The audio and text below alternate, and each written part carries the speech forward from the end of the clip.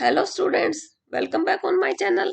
हम पढ़ रहे हैं बिजनेस स्टडी की बुक और हमारा 12th क्लास का थर्ड चैप्टर बिजनेस एनवायरनमेंट चल रहा है। इस चैप्टर में हम अभी तक मीनिंग, इम्पोर्टेंस और डायमेंशंस ऑफ बिजनेस एनवायरनमेंट पढ़ चुके हैं। आज हम पढ़ेंगे economic environment in India. Dimensions of environment में हमने बहुत सारे एनवायरनमेंट पढ़े थे, लीगल, सोशल, इकोनॉमिक, लेकिन वो जो है सभी बिजनेस एंटरप्राइज पे ऑल ओवर द वर्ल्ड लागू होते हैं। तो अब है इंडिया में इकोनॉमिक एनवायरनमेंट किस तरह का है वो पढ़ेंगे। The economic environment in India consists of various macro level factors related to the means of production and distribution of wealth। जो इकोनॉमिक एनवायरनमेंट है इंडिया में, उसमें बहुत सारे फैक्टर्स इंक्लूड हैं, बहुत ही बड़े level. Related to the means of production, जो प्रोडक्शन से और डिस्ट्रीब्यूशन ऑफ वेल्थ से रिलेटेड है, which have an impact on business and industry, जिसका बिजनेस और इंडस्ट्री पे एक इम्पैक्ट पड़ता है। These includes stage of economic development of the country. Country में इकोनॉमिक डेवलपमेंट की क्या स्टेज है। Economic structure in the form of mixed economy which recognise the role of both public and private sector. जो economic sector है जो कि mix economy की form में है, दोनों तरह के पब्लिक और प्राइवेट दोनों सेक्टर के रोल को रिकॉग्नाइज करने की कोशिश कर रहा है। Economic policy of the government, government की क्या इकोनॉमिक पॉलिसी है, including industrial, monetary and fiscal policy. क्या गवर्नमेंट की क्या पॉलिसी है, क्या इंडस्ट्रियल पॉलिसी है, क्या मॉनेटरी पॉलिसी, क्या फिस्कल पॉलिसी है, सब उसमें इकोनॉमी में इंक्लूड करेंगे। Economic planning include 5 year plans, annual budgets and so on. Economic planning में हम 5 साल के जो प्लान है वो इंक्लूड करेंगे, एनुअल बजट को इंक्लूड करेंगे, और इसी तरह जो भी इकोनॉमिक जो से रिलेटेड जो भी एक्ट है उसको सभी को हम इसमें इंक्लूड करेंगे।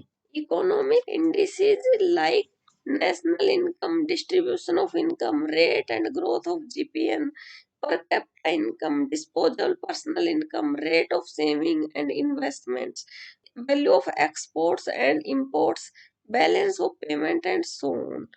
All things are included in economic environment. Infrastructural factors such as financial institutions, bank, modes of transportation, communication facility and so on. और इंफ्रास्ट्रक्चर फैक्टर है वो क्या क्या है, financial institutions, bank, modes of transportation, communication facility, ये सब है infrastructure factor. Business enterprise in India do realize the importance and impact of economic environment on their working। जो बिजनेस एंटरप्राइज है इंडिया में, उनको रियलाइज हुआ इकोनॉमिक एनवायरनमेंट है, उसकी क्या इम्पोर्टेंस है और उसका क्या इम्पैक्ट होता है। Almost all annual company reports represented by their chairpersons devote considerable attention to the general economic environment prevailing in the country and an assessment of its impact on their company। Almost जो है सभी annual company reports जो होती है उसमें presented by there chairpersons, उनके chairpersons के द्वारा जो रिप्रेजेंट की जाती है कंट्री में जो जर्नल इकोनॉमिक एनवायरनमेंट है उसके ऊपर ध्यान दिया जाता है। And assessment on its impact on their company, क्या उस इकोनॉमी का क्या इम्पैक्ट होगा उनकी कंपनी पे, इस चीज का असेसमेंट किया जाता है। The economic environment of business in India has been steadily changing mainly due to the government policy. जो इकोनॉमिक एनवायरनमेंट है बहुत ही तेजी से चेंज हो रहा है, mainly due to government policies के कारण। At the time of independence the Indian economy was mainly agricultural and rural in character. जब देश आजाद हुआ था तब इंडिया की जो इकोनॉमी थी वो मेनली क्या थी, एग्रीकल्चर पे डिपेंड थी, और मोस्टली लोग जो थे रूरल लोग थे, शहरों में कम पॉपुलेशन थी और गांव में ज्यादा थी। About 70% of working population was employed in agriculture.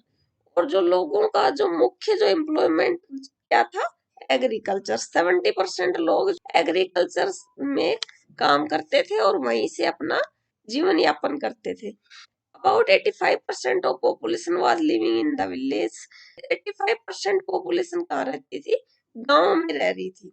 Production was carried out using irrational low productivity technology।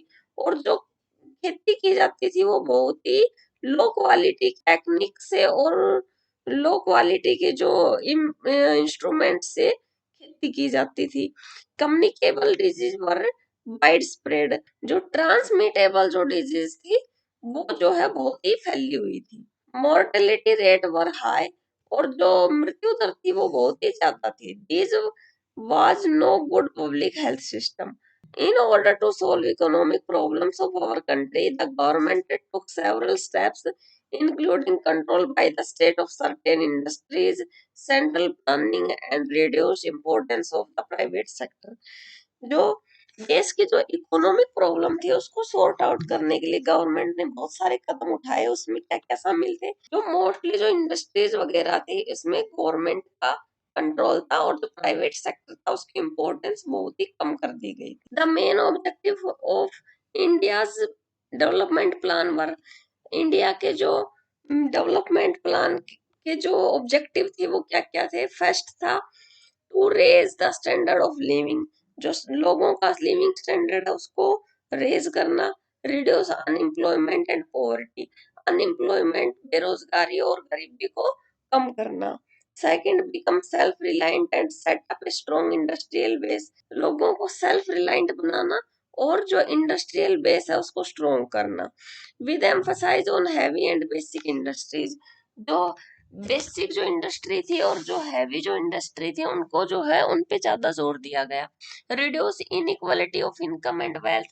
जो इनकम और वेल्थ का जो इनइक्वालिटी थी डिस्ट्रीब्यूशन में उसको कम किया गया। मतलब अमीर जो अमीर हो रहा था और गरीब जो गरीब हो रहा था उसको कम करने की कोशिश करना।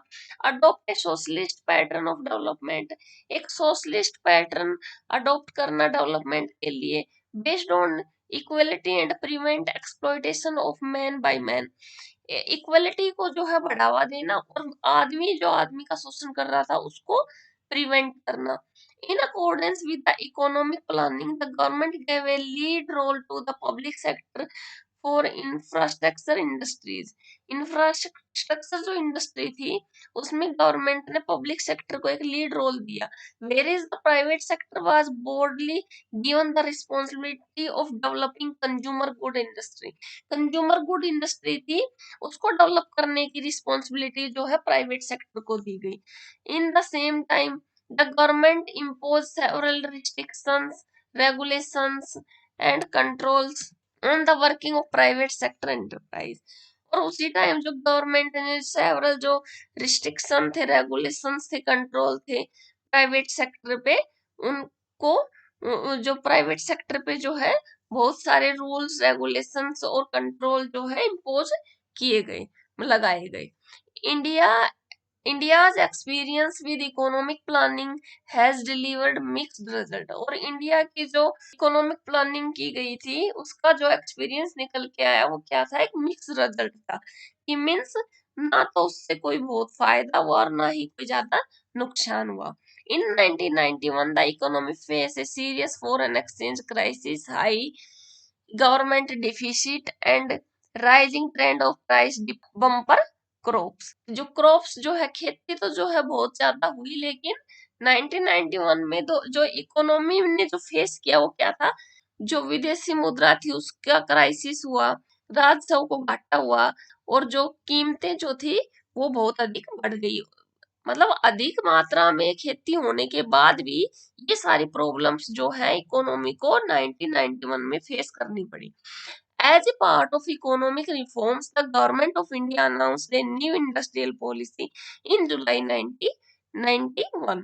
इकोनॉमिक जो रिफॉर्म्स के रूप में गवर्नमेंट ऑफ इंडिया ने अनाउंस किया कि न्यू इंडस्ट्रियल जो पॉलिसी है वो जुलाई 1991 में लाई गई।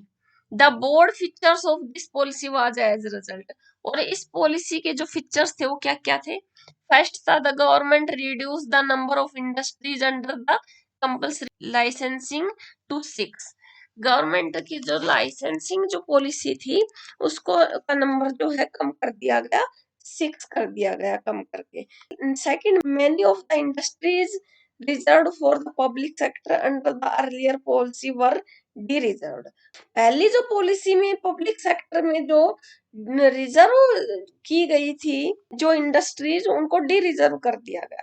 The role of the public sector was limited only to 4 industries of strategic importance. और जो पब्लिक सेक्टर उसको लिमिटेड कर दिया गया 4 इंडस्ट्रीज तक। Disinvestment was carried out in case of public sector industrial enterprise। मैंने जो पब्लिक सेक्टर थे इंडस्ट्रियल एंटरप्राइज के, उनमें इन्वेस्टमेंट को बढ़ावा दिया गया। Policy towards foreign capital was liberalised. और जो फॉरेन जो कैपिटल की जो पॉलिसी थी उसमें लिबरलाइजेशन लाया गया, उदारीकरण लाया गया। The share of foreign equity participants was increased by in many activities। 100% foreign direct investment was permitted। और जो फॉरेन जो इन्वेस्टमेंट थी उसको इंक्रीज किया गया। फॉरेन जो कंपनी थी उनको 100% इन्वेस्ट करने की परमिशन दे दी गई। Automatic permission was now granted for technology agreement with the foreign company. Foreign company के साथ जो टेक्नोलॉजिकल एग्रीमेंट किया गया उनको ऑटोमेटिक परमिशन मिल गई। अब foreign investment promotion board was set up to promote and channelize foreign investment in India। और जो FIPB को सेटअप किया गया ताकि जो फॉरेन इन्वेस्टमेंट है इंडिया में वो चैनलाइज की जाए और उसको प्रमोट किया जाए। Appropriate measures were taken to remove obstacles in the way of growth and expansion of industrial unit of large industrial houses। जो बड़े जो इंडस्ट्रियल हाउस थे उनके एक्सपेंशन और ग्रोथ, बहुत सी जो ऑब्स्टेकल्स थी जो बाधाएं थी उनको रिमूव करने की पूरी कोशिश की गई। Small scale sector was assured all help and accorded due recognition। और स्मॉल सेक्टर जो थे उनको पूरी सहायता दी गई और उनको पहचान दी गई। In essence this policy was sought to liberal industry from the killness of the licensing system. जो लाइसेंसिंग सिस्टम में जो चेंज किया गया उसको क्या कहा गया? Liberalisation. Drastically reduce the role of the public sector. और जो पब्लिक सेक्टर है उसका रोल जो है कम किया गया, मतलब प्राइवेटाइजेशन को बढ़ावा दिया गया।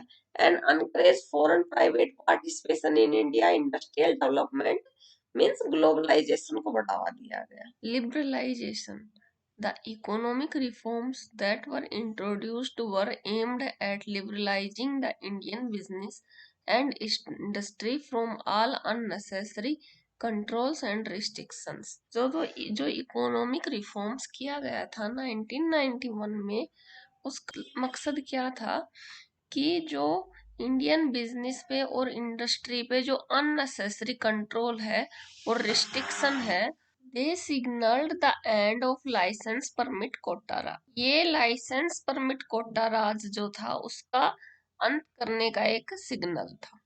Liberalization of the Indian industry has taken place with respect to abolishing licensing requirement in most of the industries except a short list। Licensing की जो रिक्वायरमेंट है वो मोस्ट ऑफ इंडस्ट्रीज में उसको खत्म कर दिया गया, कुछ लिस्ट को छोड़ के, मतलब थोड़ी बहुत इंडस्ट्रीज को छोड़ के जो लाइसेंस की रिक्वायरमेंट थी उसको खत्म कर दिया गया। Freedom in deciding the scale of business activity. और बिजनेस में किस तरह की जो है एक्टिविटी, किस तरह का बिजनेस किया जाएगा, यह डिसाइड करने के लिए फ्रीडम दी गई। For example, no restriction on expansion और कॉन्ट्रैक्शन ऑफ बिजनेस एक्टिविटी। जो बिजनेस की जो एक्टिविटी है उनके एक्सपेंशन पे कोई भी रिस्ट्रिक्शन नहीं लगाया जाएगा। Third, removal of restrictions on the movement of goods and service. Goods और सर्विसेज का जो मूवमेंट था उनको जो है यहाँ से वहां तक ले जाने के लिए उन पे जो रिस्ट्रिक्शन लगे हुए थे उनको भी हटा दिया गया। Fourth, freedom in fixing the price of goods services. और जो गुड्स और सर्विसेज थी उनके प्राइस फिक्स करने की जो कंपनीज जो है उनको फ्रीडम दी गई। मतलब सरकार ने उन पर से अपना रिस्ट्रिक्शन हटा लिया। पहले जो है सरकार प्राइस डिसाइड करती थी कि किसी भी सर्विस का या किसी भी गुड्स का क्या प्राइस होगा, लेकिन जब लिबरलाइजेशन आया तो ये जो प्राइस फिक्स करने की जो फ्रीडम जो है कंपनीज को दे दी गई। Reduction in tax rate and lifting of unnecessary control over the economy, और टैक्स की जो रेट है उनमें छूट दी गई, और lifting of unnecessary control over the economy, और जो अननेसेसरी कंट्रोल था उसको हटा लिया गया। Simplifying procedure for import and export, import और एक्सपोर्ट की जो प्रोसीजर थी उसको सिंपल बनाया गया। Making it easier to attract foreign capital and technology to India, और फॉरेन कैपिटल थी जो उसको और फॉरेन जो टेक्नोलॉजी थी उसको इंडिया में अट्रैक्ट करने के लिए उसको इजी बनाया गया। मीन्स कि जो फॉरेन जो इन्वेस्टर थे वो आसानी से इंडिया में इन्वेस्ट कर सकते थे अब, और किसी भी टेक्नोलॉजी को इंडिया में ला सकते थे। Next, privatisation. The new set of economic reforms aimed at giving greater role to the private sector in the nation building process. इसका जो न्यू जो इकोनॉमिक रिफॉर्म्स था इसका उद्देश्य क्या था? प्राइवेट सेक्टर को नेशनल बिल्डिंग की जो प्रोसेस है उसमें अधिक से अधिक उसका रोल देना, and a reduce role to the public sector, और पब्लिक सेक्टर का रोल जो है कम करना। This was a reversal of the development strategy pushed so far by Indian planners. अब तक जो इंडियन प्लानर्स के द्वारा जो डेवलपमेंट स्ट्रेटेजी बनाई जाती थी ये उसका विपरीत था। To achieve this, the government redefined the role of public sector in new industrial policy of 1991. इसको अचीव करने के लिए, मतलब कि प्राइवेट सेक्टर को बढ़ावा देने के लिए और पब्लिक सेक्टर का जो हिस्सेदारी है उसको कम करने के लिए 1991 की न्यू इंडस्ट्रियल जो पॉलिसी थी उसमें पब्लिक सेक्टर के जो रोल को फिर से डिफाइन किया गया। Adopted the policy of planned disinvestment of the public sector. Public sector है उसमें कम से कम इन्वेस्टमेंट करने का प्लान अपनाया गया, and decided to refer the loss making and sick enterprise to the board of industrial and financial reconstruction. और जो business loss में चल रहा था पब्लिक सेक्टर का उसको सिक एंटरप्राइज था उसको board of industrial and financial reconstruction को सौंप दिया गया। The term disinvestment used here means transfer in the public sector enterprise to the private sector. जो यहाँ पे जो टर्म है डिसइन्वेस्टमेंट, इसका मतलब ये है जो पब्लिक सेक्टर एंटरप्राइज है उसको ट्रांसफर करना प्राइवेट सेक्टर में। It results in dilution of stake of government in the public enterprise, और इसका रिजल्ट ये हुआ कि जो गवर्नमेंट थी उसके स्टेक का जो है कम हुआ पब्लिक एंटरप्राइज में। If there is delusion of government ownership beyond 51%, अगर गवर्नमेंट की हिस्सेदारी 51% से ज्यादा है, it would result in transfer of ownership and management of the enterprise to the private sector. उसको उसकी ओनरशिप को ट्रांसफर किया गया प्राइवेट सेक्टर के लिए। Okay students, thank you. आज इस वीडियो में बस इतना ही। ग्लोबलाइजेशन और डिमोनेटाइजेशन हम नेक्स्ट वीडियो में पढ़ेंगे। Thank you students, please like and share my videos and subscribe my channel.